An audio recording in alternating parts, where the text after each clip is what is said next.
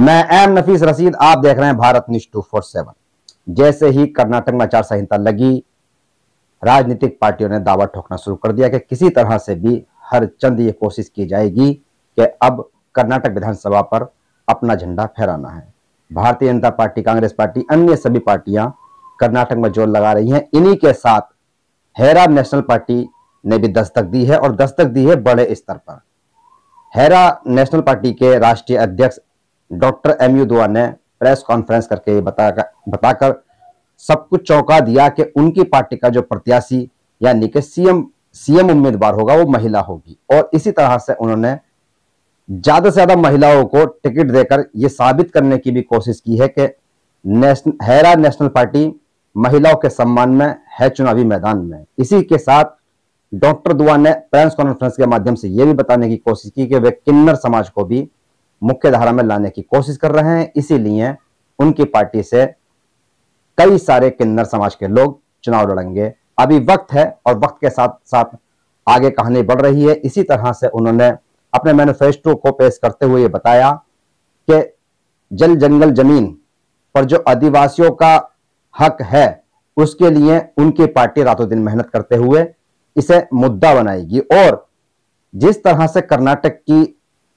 लगातार जो एक तरह से कहा जाता है कि धार्मिक भावनाओं को लेकर जो लोगों की आहत हो जाती हैं, उन पर भी उन्होंने विराम लगाने की बात कही और यह दावा किया कि जैसे ही हैरा नेशनल पार्टी अगर चुनाव जीतकर विधानसभा पहुंचती है तो इस तरह के धार्मिक मुद्दों पर तुरंत बहस बंद कराई जाएगी। और जिस तरह से कर्नाटक को बदनाम करके षड्यंत्र रचा जाता है, कभी हिंदू धर्म के नाम पर, कभी मुस्लिम धर्म के नाम पर, तो वो भी तुरंत बंद किया जाएगा। इस तरह के बयानबाजियों को हॉट स्पीच बताते हुए कहा डॉक्टर दुआ ने कि तुरंत इस तरह के बयानों को बंद किया जाएगा और ऐसे लोगों पर सख्त कार्रवाई होगी। डॉक्टर दुआ ने यही नहीं रुके, आगे अपनी बात में कहते हैं कि भाई मीडिया बंधुओं के लिए भी उनके पास एक अच्छा प्लान है जिससे कि छोटे स्तर के पत्रकारों को भी विधानसभा स्तर पर मान सम्मान दिया जा सके। ये अपने आप में पत्रकारों के लिए तो खुशखबरी हो ही सकती है, पर हाँ, जिस तरह से महिलाओं का जिक्र करते हुए डॉक्टर दुआ ने अपना प्रत्याशी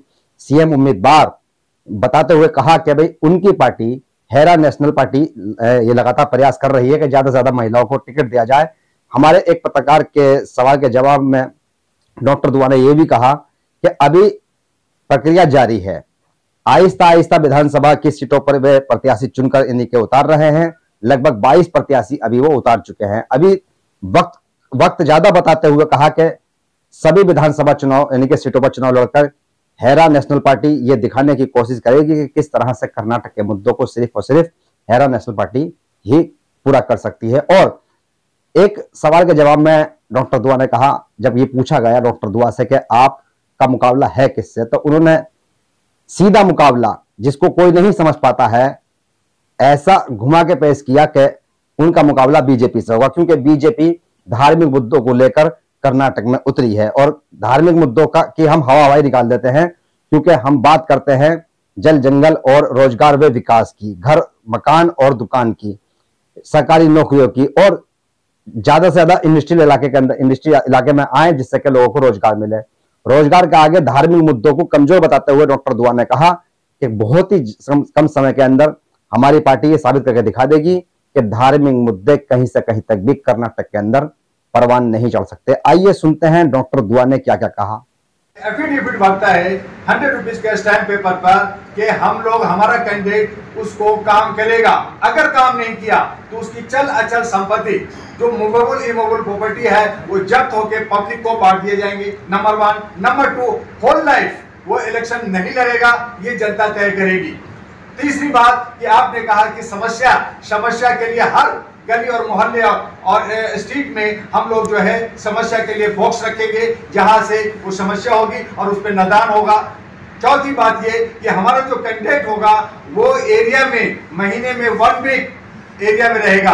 जो आज हमारे एमएलए होते हैं, आज हमारे जो मेंबर होते हैं, वो एक बार जीतने के बाद एरिया में चेहरा नहीं दिखाता, लेकिन हमारा जो कैंडिडेट होगा महीने में कम से कम 7 डेज या 10 डेज वो एरिया में रहेगा, उसकी बातों को पब्लिक को सुनेगा। तो एक नई चीजें हम लोग देना चाहते हैं और वो हम लोग एफिडेविट के साथ, शपथ के साथ, वादा के साथ ये काम करने चाहते हैं। तो ये एक अलग चीजें दे रहे हैं। और दूसरी ये कि जितने वोटर हैं जो वोट देते हैं उनको पेंशन दिया जाएगा 1000 पर मंथ, जिसको हमारी बातों को काट करके जो जुमलाबाजी किया बीजेपी ने कि मैं वोट डालो, मैं बटन दबाओ 6000 देंगे। अरे बटन दबाओ 6000 किसको देगा? तुमने तो 15 लाख देने की बात किया था, दिया क्या? 2 करोड़ रोजगार देने की बात किया था, दिया क्या? तो ये सारी चीजें जुमलाबाजी नहीं होगा। आप लिख के दो, सुप्रीम कोर्ट के एफिडेविट दो, आप इलेक्शन कमीशन में एफिडेविट दो, मैं मानता कि आप सही हो, फिर मैं आपके साथ हूं। लेकिन वो काम नहीं करता। इसलिए ये एनपी एरा नेशनल पार्टी ये जो है वादा कर रहा है रिटर्न में कि हमारा कैंडिडेट काम करेगा। हम वादा, हम ऐसा नहीं कर रहे, हवाई में जुमलाबाजी नहीं कर रहे, हम रिटर्न में दे रहे हैं पब्लिक को। ये है हमारा बॉन्ड कि हम आपका काम करेंगे। नहीं करेगा, आप मुझे पेड़ में बांध के, पॉल में बांध करके मारो, मुझे बाहर कर दो। तो ये हमारी चीजें हैं, आप क्वेश्चन कर सकते हैं। राइट, मतलब हर वोटर्स को 1000 रुपए देंगे। वोटर को पेंशन, यूथ पेंशन मिलना चाहिए। यस, यूथ, उसको वोटर को पेंशन। हाँ मालूम है भाई, कितना पैसा आप जब 11 लाख करोड़ 2 लाख करोड़ जब आप माफ करते हैं बैंकों को, तो क्या आपको रोजगार नहीं मिल रहा? उसको एजुकेशन ठीक से नहीं मिल रहा, उसको रोटी कपड़ा मकान नहीं मिल रहा, उसको हेल्थ नहीं मिल रहा। तो उसको गुड गवर्नेंस के लिए कि ये चीजें होनी चाहिए। और जो मैनिफेस्टो पे वादा करता है पार्टी, वो मैनिफेस्टो पूरा नहीं करता। ये party NP all India human rights national party है ना, और हम बॉन्ड भर रहे, हम बॉन्ड भर रहे, आप बॉन्ड भरो। चलो मैं भी बॉन्ड भरता हूं। हाँ भरो ना, ठीक है। सर आपका पार्टी का मैनिफेस्टो की बात कर रहे हैं माय डियर, ये हमारी मैनिफेस्टो है। ये जस्ट आपने किया, कंक्लूजन कर लो। ये हमारी पार्टी का मैनिफेस्टो है। रोटी कपड़ा मकान सबका बेहतर हो, रोजगारों को रोजगार मिले, हमारी शिक्षा व्यवस्था ठीक हो, हमारी स्वास्थ्य व्यवस्था ठीक हो, ठीक है।